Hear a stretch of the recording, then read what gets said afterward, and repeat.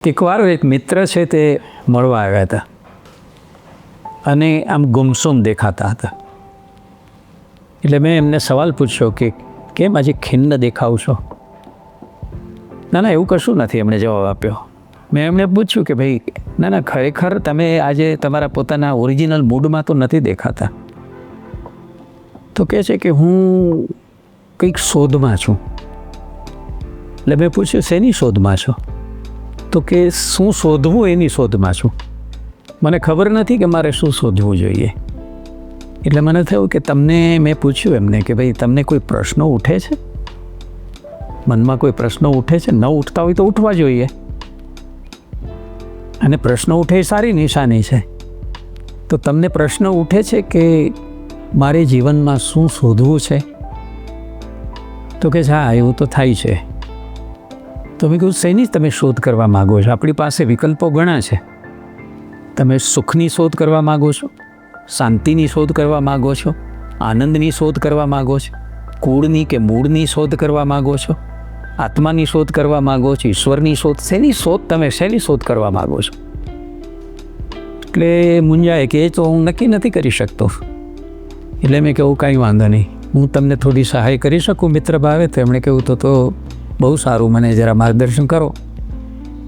એટલે મેં એમને કહ્યું કે આપણે બધા નાના હતા ને સ્કૂલમાં જતા હતા ત્યારે એક પ્રાર્થના આપણને અવશ્ય ગવડાવવા આવતી હતી, એ યાદ છે તમને? એમણે પૂછ્યું કઈ પ્રાર્થના? મેં કહ્યું કે અસત્યો માહેથી પ્રભુ પરમ સત્યે તું લઈ જા, ઊંડા અંધારેથી પ્રભુ પરમ તેજે તું લઈ જા, મહામૃત્યુમાંથી અમૃત સમીપે નાથ તું લઈ જા, તું હીણો હું છું તુજ દરસના દાન દઈ જા. આ પ્રાર્થના તમને યાદ છે? તો કે આપણને તો બાળપણમાં સ્કૂલમાં રોજ ગવડાવતા એટલે એકદમ કંઠસ્થ છે. તો મેં કીધું સેજ એની ઉપર ધ્યાન કેન્દ્રિત કરો. તમે જુઓ આમાં પ્રાર્થના છે અને પ્રાર્થના શેની છે? 3 વસ્તુની પ્રાર્થના કરી છે અને એમાં તમારે શેની શોધ કરવી એનું માર્ગદર્શન છે. એ કહે છે પહેલી પંક્તિની અંદર જ કહે છે કે અસત્યો માહેથી પ્રભુ પરમ સત્યે તું લઈ જા. તો આપણે જે સંસારમાં જે જગતમાં જીવી રહ્યા છીએ, જે ભવસાગરમાં આપણે ગડકા ખાઈ રહ્યા છીએ, એ સત્ય નથી, એ અસત્યનો આખો માહોલ છે. એ માહોલમાંથી મને બહાર કાઢી અને પ્રભુ તું પરમ સત્યની દિશામાં લઈ જા. એટલે એક સત્યની શોધ આપણા જીવનમાં હોવી જોઈએ. બીજી પંક્તિમાં પછી કહે છે કે ઊંડા અંધારેથી પ્રભુ પરમ તેજે તું લઈ જા. શેનું અંધારું છે આપણા જીવનમાં? અજ્ઞાનનું અંધારું છે. અને અજ્ઞાન અનેક વસ્તુનું આપણામાં છે. સૌથી મોટું અજ્ઞાન તો એ છે કે આપણે આત્મા છે એ જ ભૂલી ગયા છીએ ને આપણે શરીરે જ આપણો આત્મા છે ને શરીર જ સર્વસ્વ છે એમ સમજીને આપણે જીવી રહ્યા છીએ. મન સર્વસ્વ છે એમ સમજીને જીવી રહ્યા છીએ. આપણું અજ્ઞાન છે. તો આ અજ્ઞાનના અંધારા છે તેને ઉલેચીને પ્રભુ તું અમને જ્ઞાનના પ્રદેશમાં લઈ જા, સાચા જ્ઞાનનું અમને એનાથી લાભાન્વિત કર. આ આપણી બીજી શોધ હોવી જોઈએ. પહેલી સત્યની શોધ, બીજી જ્ઞાનની શોધ. અને ત્રીજી શોધમાં કહે છે કે અમૃત સમીપે નાથ લઈ જા. ત્રીજી માગણી જે પ્રાર્થનામાં છે તે અમૃતની છે. આ અમૃત એટલે શું? આ અમૃત એટલે એવો રસયુક્ત આનંદ કે જેનાથી આપણે સાચા અર્થમાં મુદિત અને પ્રફુલ્લિત થઈ જઈએ. સાચા અર્થમાં આપણને એવા સુખનો અનુભવ થાય કે જે સુખ છે તે ક્ષણિક ન હોય, જે સુખ છે તે કાયમી હોય. તો એવું સુખ જે છે તે ઈશ્વરના પ્રણિધાનમાં છે, ઈશ્વર શરણમાં છે. ઈશ્વરનું લીલા દર્શન થાય ત્યારે આપણને જે આનંદ પ્રાપ્ત થાય છે, જેને બ્રહ્માનંદ સહોદરાનંદ આપણે કહીએ, જેને બ્રહ્માનંદ સચ્ચિદાનંદ આપણે કહીએ છીએ, તે બીજા શબ્દોમાં કહીએ તો આ પ્રાર્થનાની અંદર 3 વસ્તુની માગણી છે. તે 3ની શોધ આપણા જીવનમાં હોવી જોઈએ.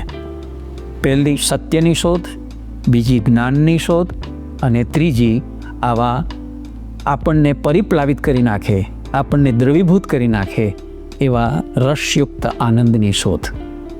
બીજા શબ્દોમાં કહીએ તો એ શોધનું નામ છે સચ્ચિત આનંદની શોધ. ઈશ્વર સત્ય છે, સત છે, સત્ય ઈશ્વર છે, એમ જે ગાંધીજીએ સુધારીને કીધું તે એટલા માટે જ કીધું કે ઈશ્વર ખુદ પોતે સત છે, સત્ય છે. એટલે પહેલી શોધ આપણી સત્યની હોવી જોઈએ. અને સત્યમ પરમ ધીમહિ એમ આપણા શાસ્ત્રોએ કહ્યું છે કે જો તમને ભગવાને બુદ્ધિ આપી છે તો સત્ય છે તેની શોધ તમે કરો. બીજી શોધ એણે કીધું જ્ઞાનની, તો જ્ઞાન એ ચિત્ત છે. આપણી પાસે સત, ચિત્ત અને આનંદ ત્રણેય ભગવાને બક્ષિસ રૂપે આપેલા છે. ચિત્ત એટલે ભાન, ભાન એટલે જ્ઞાન.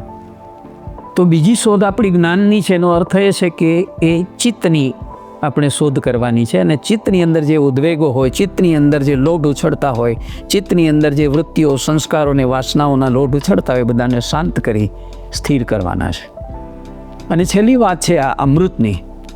તો આ અમૃત જે છે તે આપણને પ્રાપ્ત થાય છે આપણી ત્રીજી શોધ રૂપે, કે જ્યારે જીવનના બધા કિલમિશોમાંથી, જીવનના બધા કષાયોમાંથી મુક્ત થઈને આપણે જ્યારે સાવ નિર્હેતુક, નિસ્પૃહી, અનાસક્ત થઈને જ્યારે એક દત્તચિત્ત થઈને પ્રભુનું સ્મરણ સ્વીકારીએ છીએ, એનો આશ્રય સ્વીકારીએ છીએ, અને જ્યારે એનો એક ભાવ, એનું એક ઝાંખી નાનકડી એવી પણ પ્રાપ્ત થાય છે, તો આપણને એનો પરમ આનંદ છે તે પ્રાપ્ત થાય છે. એટલે મારા મિત્ર, તમારે જે શોધ કરવાની છે તે શોધ કરવાની છે, આ ત્રણ વસ્તુની કરવાની છે. અને એ ત્રણ વસ્તુની શોધ જ્યારે જે કોઈ જીવનની અંદર કરે છે તે સાચા અર્થની અંદર સચ્ચિદાનંદ છે તે પ્રાપ્ત કરે છે. તમારી વાત સાચી, એમણે કહ્યું. આ બધી વાત મને ગળે પણ ઉતરે છે, પણ મારે હવે એ જાણવું છે કે આ સત્યની, આ જ્ઞાનની અને આ આનંદની શોધ કરવી ક્યાં? મને ક્યાંથી મળે? મને આ ત્રણેય બહુ અણિયાળો અને વેધક પ્રશ્ન હતો એમના. એટલે મેં એમને તરત જ સમજાવ્યું કે ત્રણેય આપણને ઉપલબ્ધ થાય છે, આપણને પ્રાપ્ત થઈ શકે એવી પરિસ્થિતિ પણ ભગવાને જીવનમાં કરી છે. સત્ય આપણને મળે વિજ્ઞાનમાંથી. સાયન્સનું કામ જ જગતના જે ગૂઢ અને ગુહ્ય તથ્યો છે તેમાંથી સત્યો બહાર લાવવાનું છે. બધા જ ભૌતિક આજુબાજુનું જે જગત છે તેમાંથી આવા ગૂઢ અને ગહન તથ્યોમાંથી સત્યો તારી આપવાનું કામ વિજ્ઞાનનું છે. વિજ્ઞાન તમને એ આપશે. જ્ઞાન કોણ આપશે તમને? જ્ઞાન તમને તત્વજ્ઞાન આપશે, ફિલોસોફી આપશે તમને. જીવ શું છે, જગત શું છે, જીવન શું છે, જગન્નાથ શું છે, પાપ શું છે, પુણ્ય શું છે, પુનર્જન્મ કે પૂર્વજન્મ શું છે, શ્રેય પ્રેય શું છે, બધાનું તમને જ્ઞાન જે આપશે તે તત્વજ્ઞાન આપશે. અને આનંદ તમને કોણ આપશે? આનંદ તમને બે વિદ્યાઓ આપશે. એક સાહિત્ય વિદ્યા આપશે અને બીજી અધ્યાત્મ વિદ્યા આપશે.